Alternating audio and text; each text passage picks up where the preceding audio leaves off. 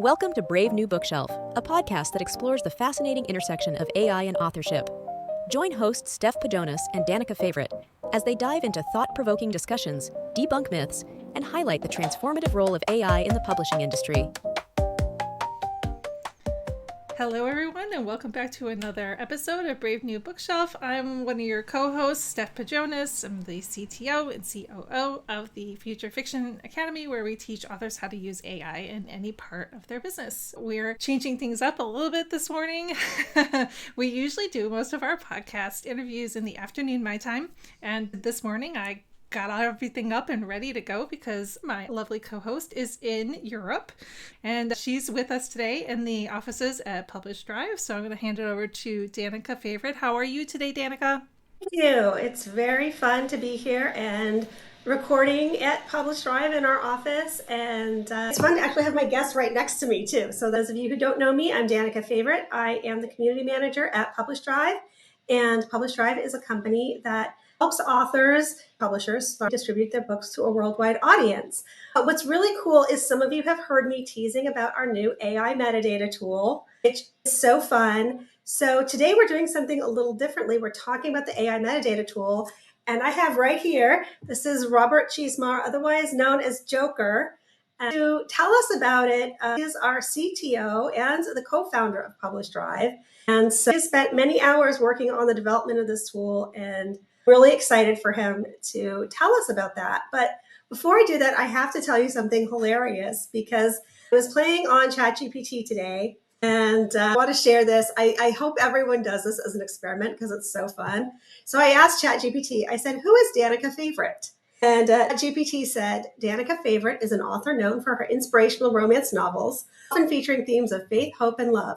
Her books typically focus on historical and contemporary settings, offering heartwarming stories that explore the complexities of relationships and personal growth.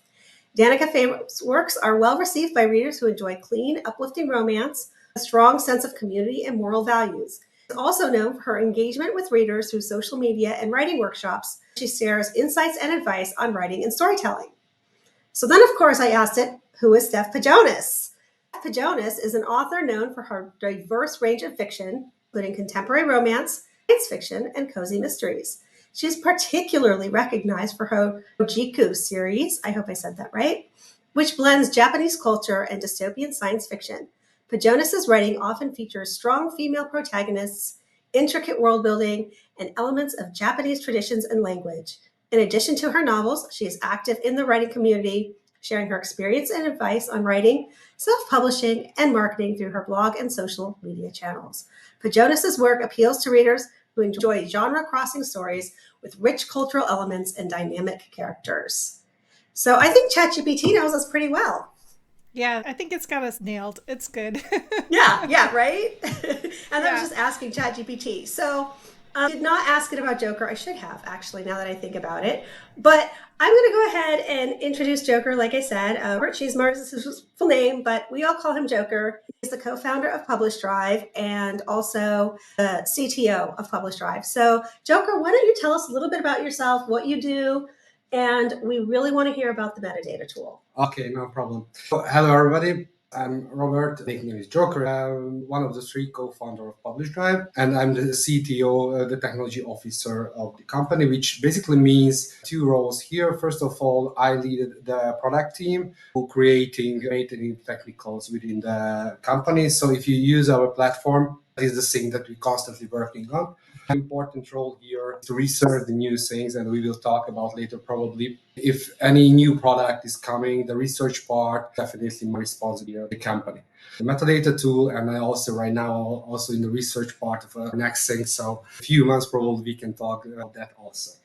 Word database intelligence expert, worked for government, bank, also for education institutes. So mindset is basically about databases, about artificial intelligence, technology part. So basically I'm not an author, I'm coming from a technical world. However, the recent 10 years, I have a lot of experience also in this publishing world. Talking about, I also have my pet project, writing books. So Wait, stop there. Your pet project writing books? Yes. Are you writing a book and you didn't tell me about this? Well, everybody has secrets. Yeah, we just got done with lunch and I didn't hear this. So now I'm going to be with him the rest of the week, so I'm going to bug him about it. All right, please continue. Okay. About the metadata crafting tool, it's important to highlight that as Danica introduced ourselves this time, probably you know the aggregation service that we have. However, we trying to put together service not just for distribution, but other aspects, other stages of the journey. And this metadata creator is a very, very good example for that because this one is not chained to the distribution one. So this metadata product is also for those customers who don't use our distribution product. So it's much, much wider audience for that. So very, very officially, we're trying to cover all the aspects, the stages of the journey, also with education sessions, just as you have, and also with strategic partnerships, which can be now tracked in the distribution platform, but also in other services we currently have or will have in the near future. So let's talk about very briefly about the metadata tool. We definitely see that being an author is a very hard stuff. It has a lot of things to do besides the writing itself. However, getting enough income from that needs a lot of other steps that need to be done. And this is how the metadata creator came to the picture. As we've seen this metadata and basically part of the marketing, and the authorship is creating the content and the marketing for that. Basically, these are two steps for that. And the metadata is a very crucial part, as we see, of the marketing, as the organic reach at Amazon or any other storefront that you use to sell your books is the very basic thing that defines the success is the metadata itself. And we see a lot of books uploaded to our platform, and it's a very, very common issue.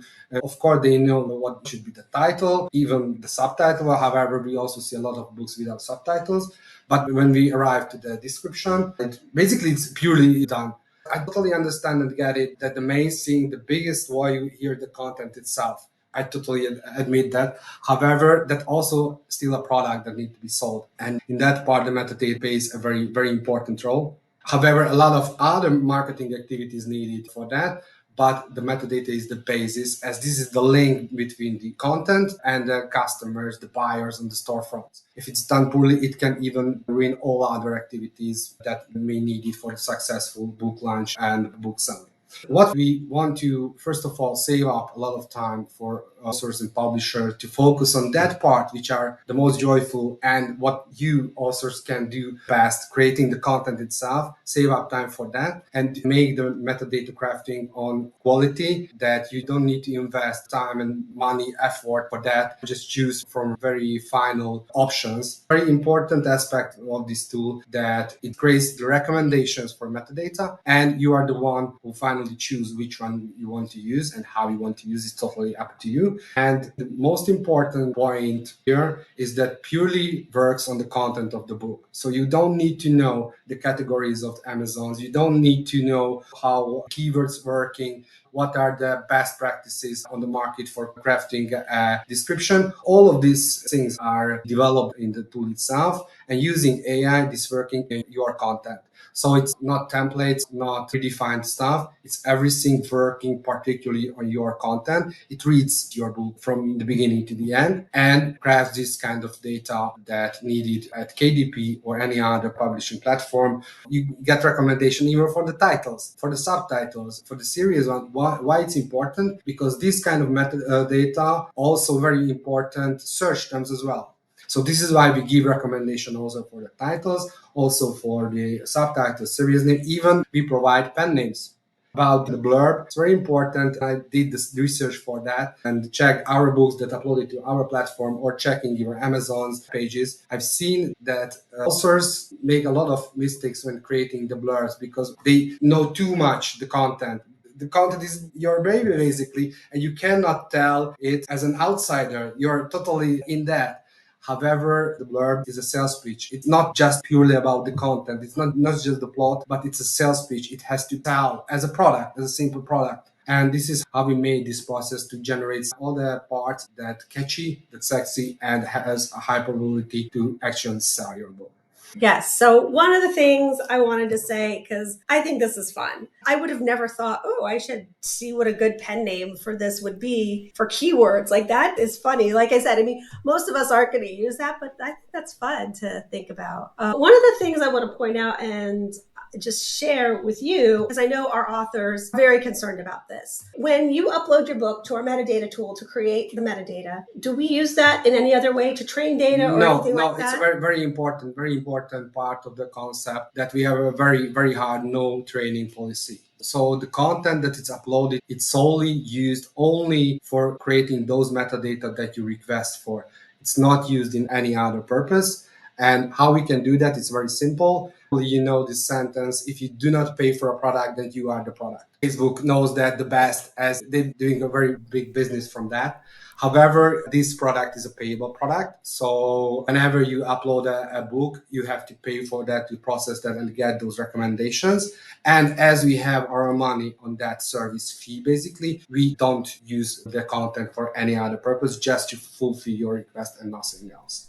Yeah, I think that's important. A lot of authors want to know that their books are not being used for training. So I'm glad you pointed that out.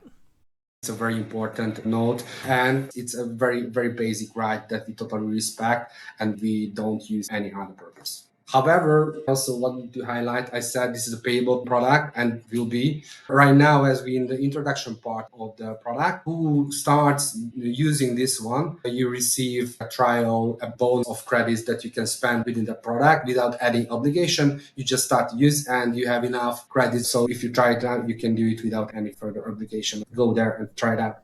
So you're giving away some credits during a beta testing process, basically? I wouldn't say it's a beta testing process. It's much more to give you a chance to try it out without paying anything. So we try to gain visibility for that. I can be very honest about that. However, it's part of the introduction campaign. We do not have a deadline for that when we draw that, but it depends on the success of the product. So after a while, sooner or later, it will be withdrawn. Excellent. Danica, have you tried this yet? Yes, so I've had a lot of fun with it. I got to play with some of the beta versions as he was building it and testing it. So it is a lot of fun. Like I said, I'm not going to use the author pen name thing, although now I'm thinking about it. Now that I've got some ideas of future books I might write, like it might be fun to test that out and do a pen name. I actually am doing an experiment. I haven't looked yet to see the results, but I have a series of books. I only did it for the one book, but in this series of books, blurb stakes. And I have revised it and revised it and revised it. Originally, when I did the first blurb, I paid someone to write it for me, and it was not great. And so I've been tweaking it ever since. So I actually revamped the blurb based on what our metadata collector told us. I'm eager to see, like, I'm letting it run for a little while under the new blurb to see what that description change does for my sales. What I thought was really interesting with that is it's still very much like you and I talk about with the Future Fiction Academy. What type of AI user are you? Because you put your book in, it analyzes your story, and then it's going to give you a couple of different options. What I did, it's the same thing. You know, I'm still a weaver, according to the FFA terminology. And so I took bits and pieces of each blurb that it gave me, and I combined it into what I liked the best. And so it was still that hands-on author experience of, okay, this works for me, this doesn't work for me, yeah, no, and really making it my own. But the AI did the heavy lifting of saying, here are the really important points of your book. This is what's selling. This is what's important. And that's the other thing I wanted Joker to talk about is that where are we getting this data? How are we hooked up to get this AI data to analyze the books? Yes, this tool is far more just prompting GPT with different prompts and the content. As I described before, we built up and maintaining a database of keywords. We know how they're performing, which are better, which are worse. So we definitely have a list of that. And when you upload the content to us, what we do, we find the most fitting by content and best ranking keywords to your book. And this is what we give you as the options for keywords. You are in charge, you are the boss. So you decide finally which one you want to use. However, from technical point of view, these are the best keywords that fits most for your content and also very good performing on the market. We also do one more, which is the market intelligence, because right now we connect the content to the market knowledge, then our market knowledge in that sense, for example, the keywords, but also market knowledge are the categories as well. We recommend categories for Amazon and also for Biosec one.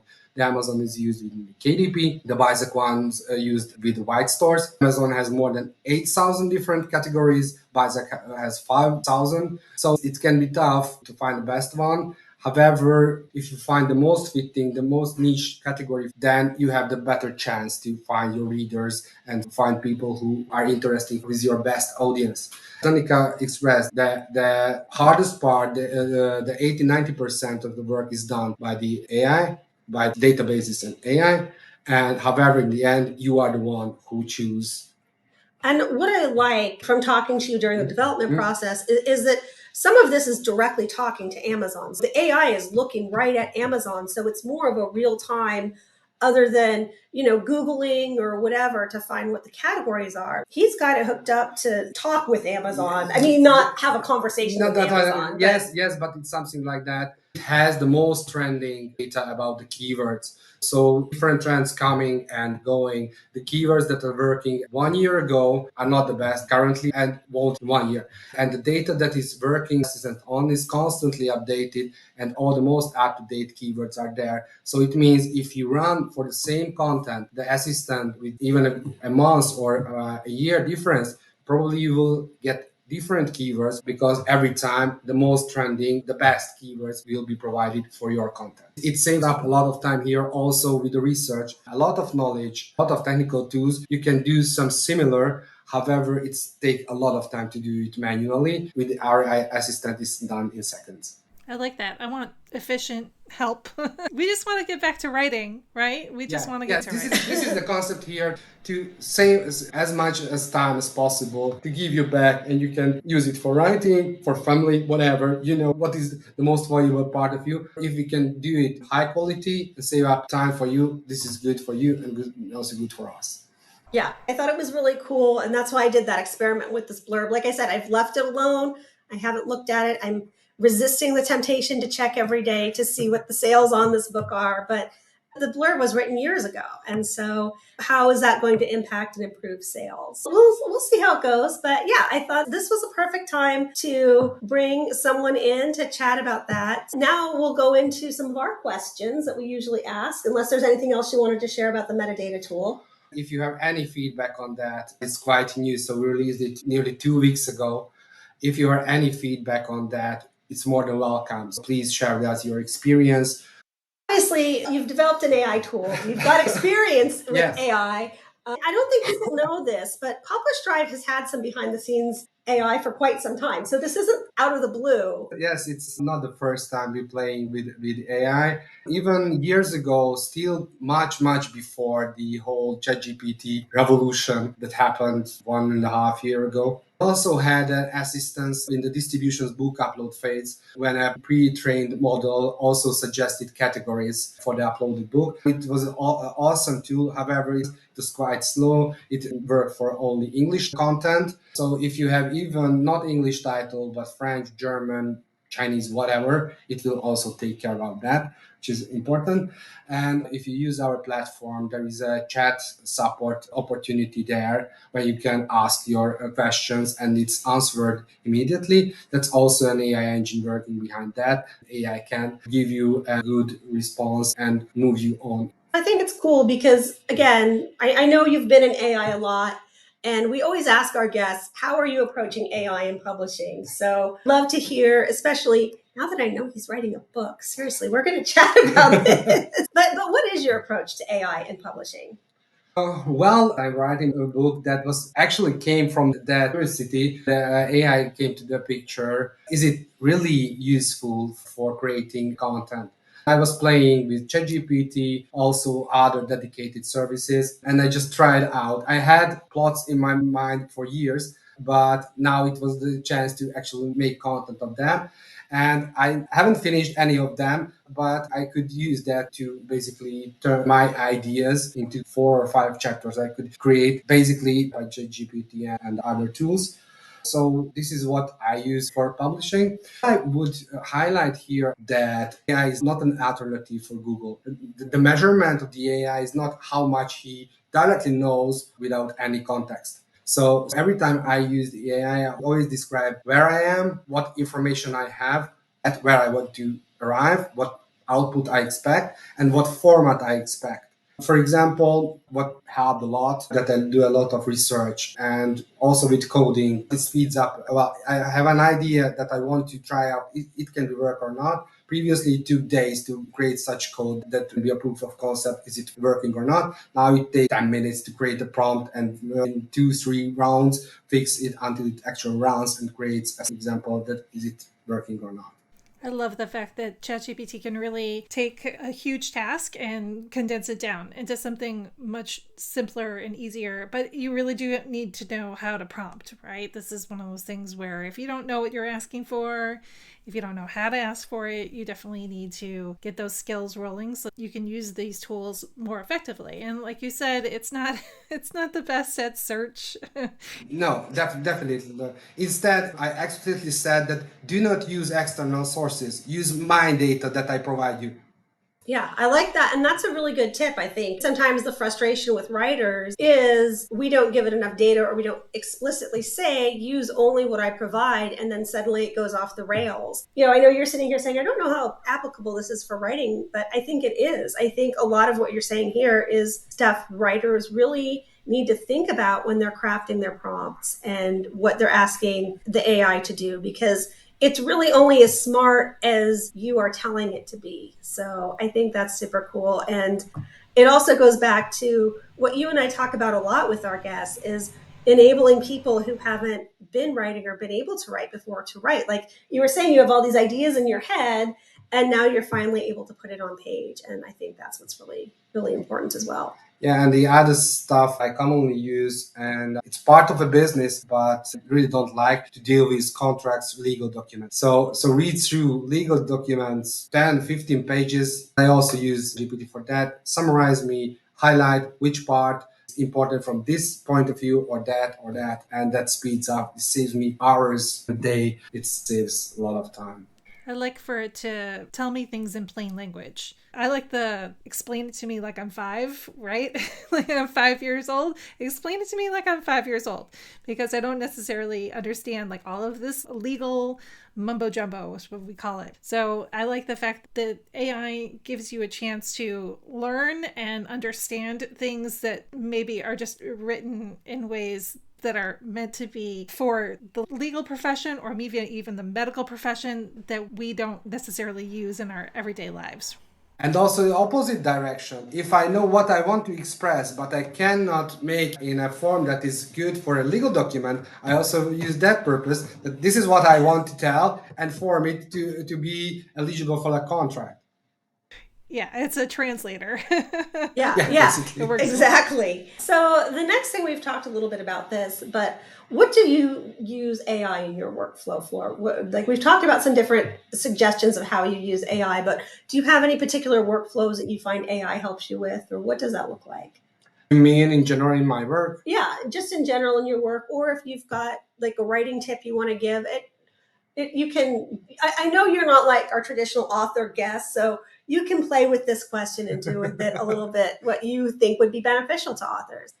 Well, I definitely use for that when I have an idea, even it's a small plot of a possible novel, that I definitely use it to enrich that. So if I have a very small list what I want and ask it to enrich, add more suggestion for that, describe that what is important, that I use it not once but multiple times. So if I get something, ChatGPT, as a result, I review that, replace with what I want, and I ask it again. Okay, now review that, find the holes there and do it a lot of times, 3 or 4 times until I have the response for that.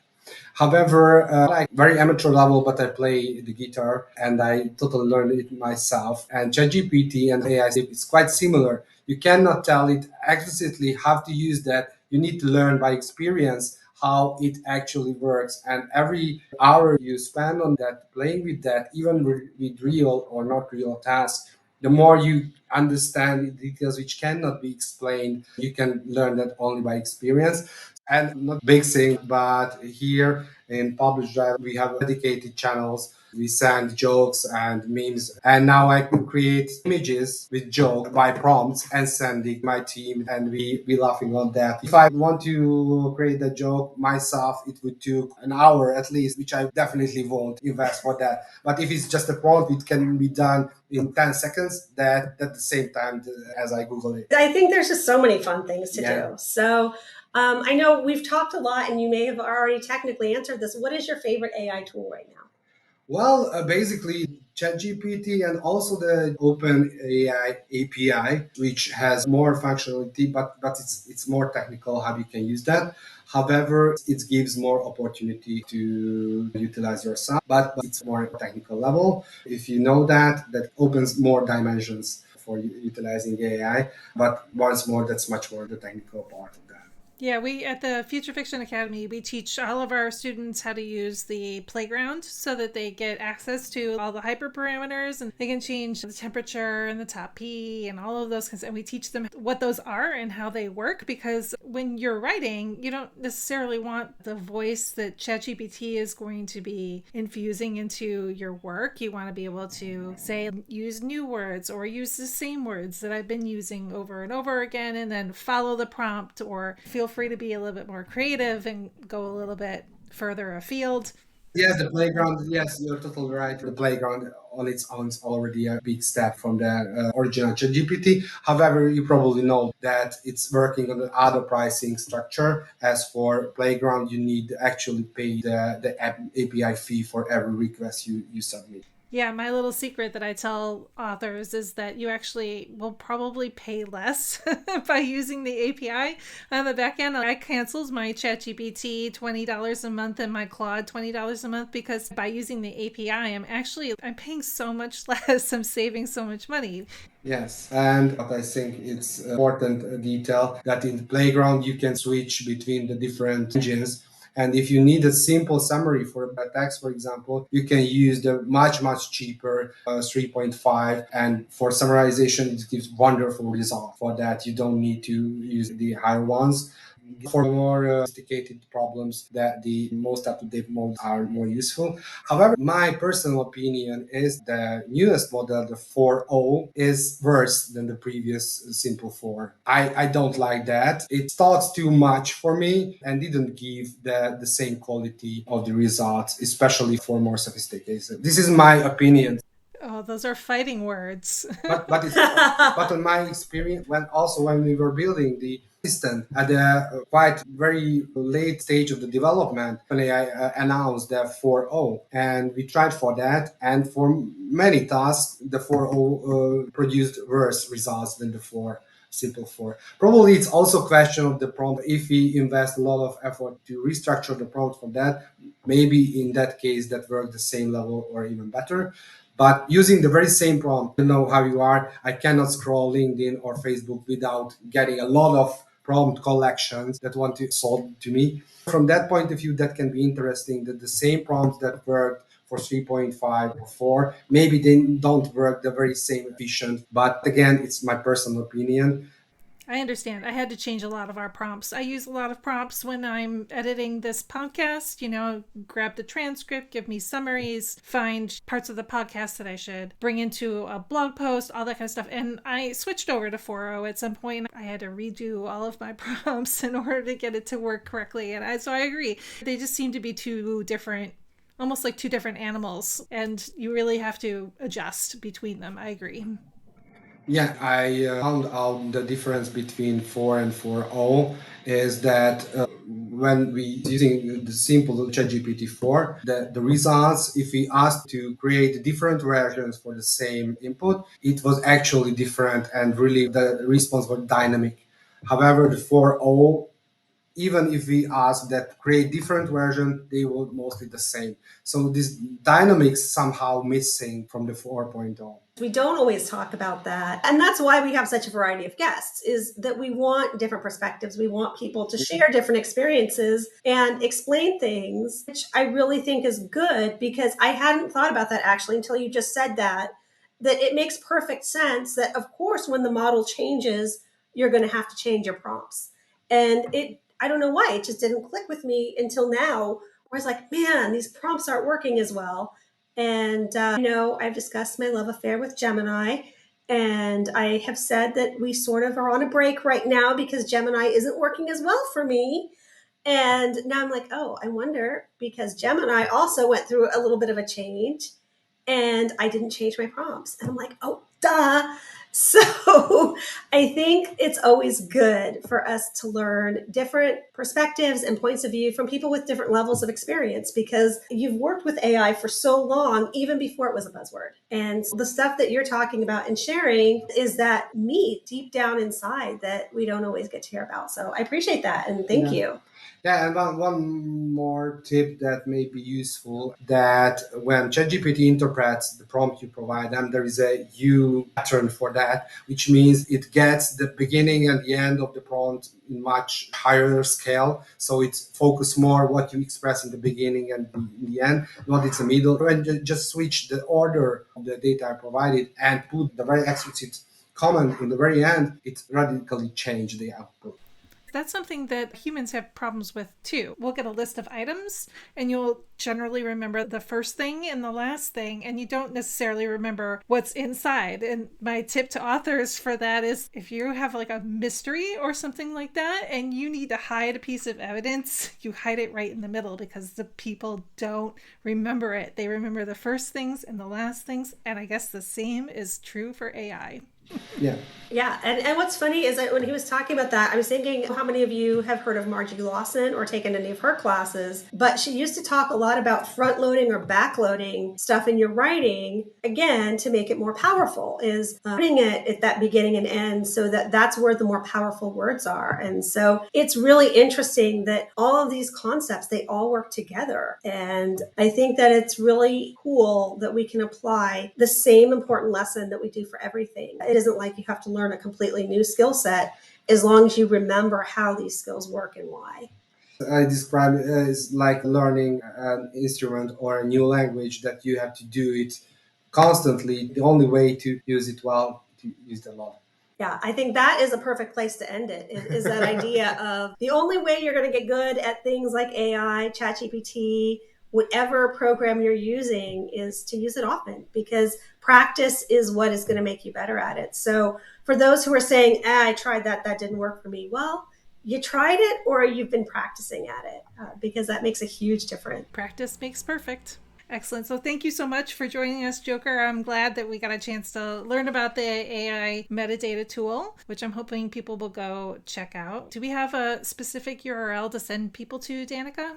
Right now, it's just on the main PublishDrive website. We're working on some changes to the site itself, but as long as you go to PublishDrive.com. PublishDrive.com/assistant, you will be redirected to the landing page of that. Excellent. I'll make sure that they're in the notes. So anybody who wants to come check it out should definitely come to bravenewbookshelf.com. Check out the show notes for this episode. We'll make sure that they have all the information about what Joker was talking about and the link to the tool so they can go check it out. Thank you guys for joining us. I'm hoping you have a great time on your trip through Europe, Danica. I know. I'm excited. This will be good. You and I will get a little bit of a break from recording for a couple of weeks. We still will have episodes going out because we recorded a bunch ahead of time. So thank you to our guests who accommodated that for us. And we can have some time off to enjoy. And you guys won't get time off, but we do. Thank you very much for inviting me. Thank you so much. We'll see everybody soon. Bye, All everybody. right. Goodbye. Thanks for joining us on the Brave New Bookshelf. Be sure to like and subscribe to us on YouTube and your favorite podcast app. You can also visit us at bravenewbookshelf.com, sign up for our newsletter, and get all the show notes.